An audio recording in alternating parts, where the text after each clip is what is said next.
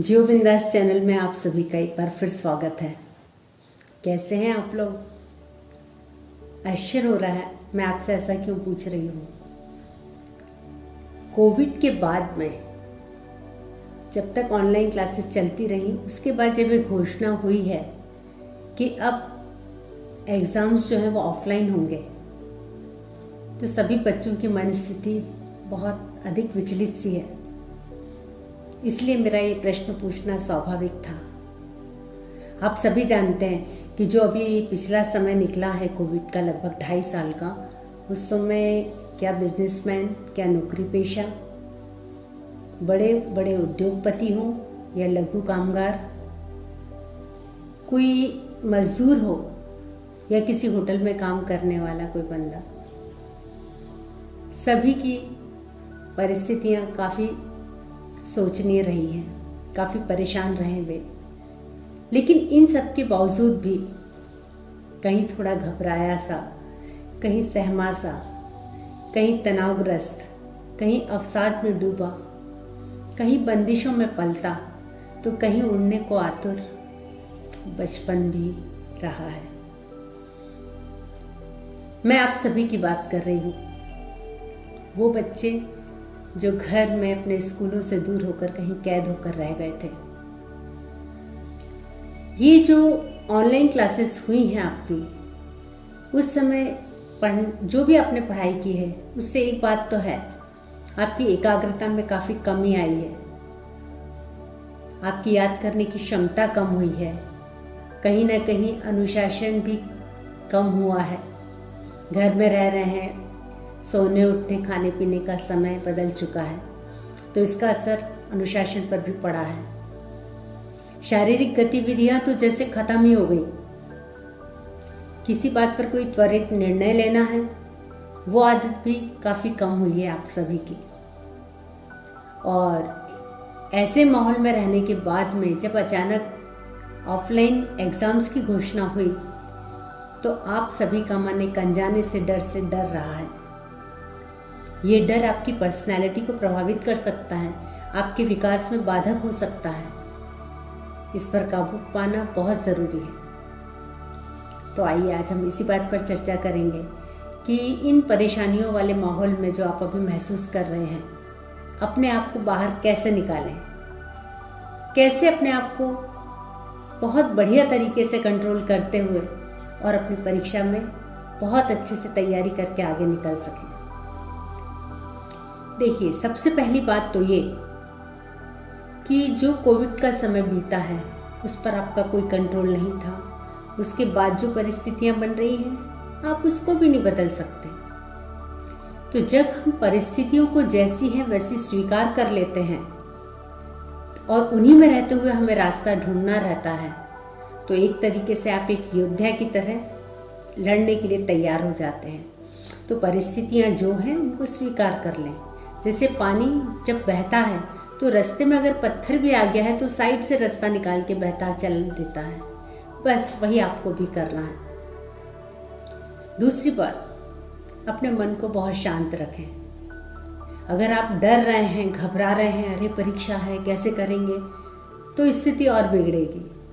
तो अपने मन को शांत रखें। और इस एज ग्रुप में अभी ये भी देखने में आता है कि आप सब में सहनशीलता बहुत कम हो गई है।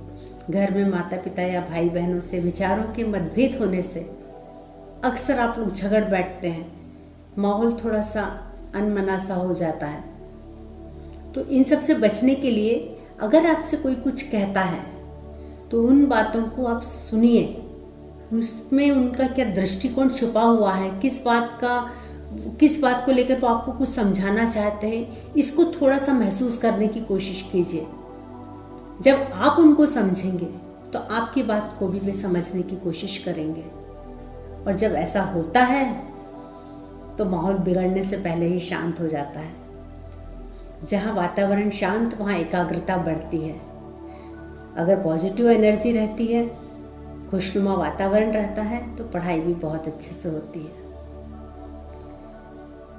ऐसे में ईश्वर में अगर आप आस्था रखते हैं तो क्या बात है। ईश्वर तो वो अनजान शक्ति है जो पूरे ब्रह्मांड को चलायमान रखती है।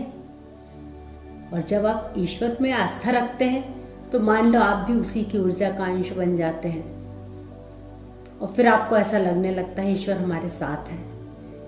ये वो शक्ति है कि उसके बाद तो फिर क्या कहने हैं, हम सब कुछ कर सकते हैं वाला भाव आ जाता है। लेकिन कर्म होना जरूरी है, बिना कर्म के आप कभी आगे नहीं बढ़ सकते।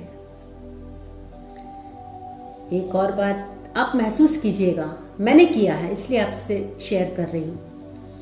आप जब पर्याप्त नींद लेके उठते हैं तो महसूस करिएगा आप में काफी स्फूर्ति रहती है, आप फुर्ती से हर काम करते हैं। लेकिन उसी बीच आपके पास कोई कॉल आ गया या मोबाइल में मैसेज आ गया और आप मोबाइल लेके बैठ गए। थोड़ी ही देर के बाद आप जब उलझ जाते हैं सोशल मीडिया में और फिर आप उठते हैं तो आप महसूस कीजिएगा कि अब आप में वो जो स्फूर्ति थी वो कुछ कम हो गई है, आपका दिमाग थोड़ा सा डल हो गया है। तो मैं रिक्वेस्ट करती हूँ आप इस समय में, जब समय आपके लिए बहुत कीमती है, आप मोबाइल से दूरी बनाए रखिए।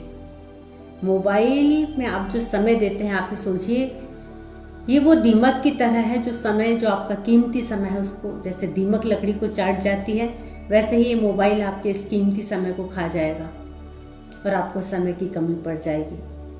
मोबाइल से आपकी शारीरिक गतिविधियां भी कम हो जाती हैं, तो मोबाइल से जरूर दूरी बनाए रखिए, ये जरूरी भी है।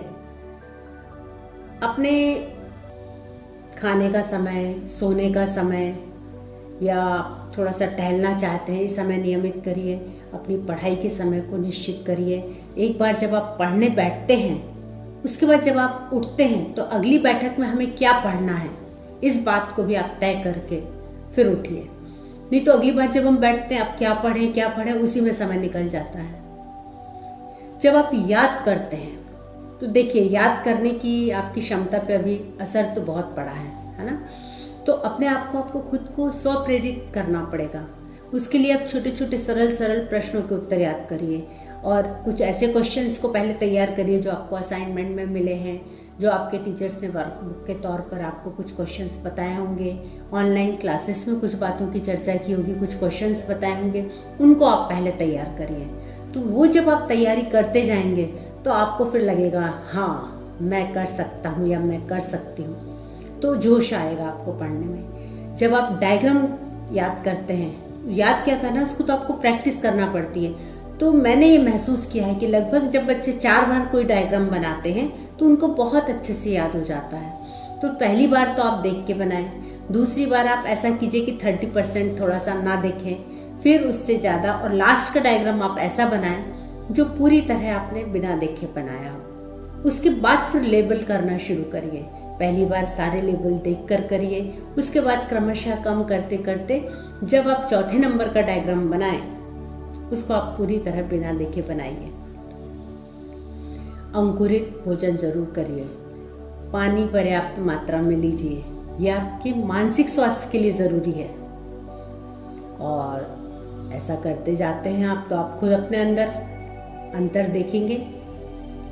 फिर भी अगर पढ़ाई करते समय या किसी कारणवश आपके मन में कोई बात आती है, कोई चीज़ आपको परेशान करती है, तो अपने टीचर्स से या अपने माता पिता से ज़रूर शेयर करें, क्योंकि ये ऐसे दोस्त होते हैं, ऐसे आपके संरक्षक होते हैं, ऐसे मार्गदर्शक होते हैं जिनसे आपको बिल्कुल सच्चा समाधान मिलता है।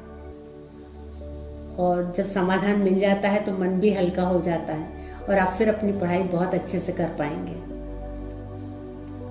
मैं ईश्वर से प्रार्थना करती हूँ कि वो अपनी सकारात्मक ऊर्जा से आप सबको परिपूर्ण करे, आपको सन्मति दे, आप में शक्ति भर दे कि आप अपने आत्मविश्वास को बढ़ाते हुए खूब अच्छे से पढ़ाई कर पाएं और बस जुट जाएं अपनी पढ़ाई में और खुश रहते हुए अपने लक्ष्य की ओर आगे बढ़ते चले जाएं।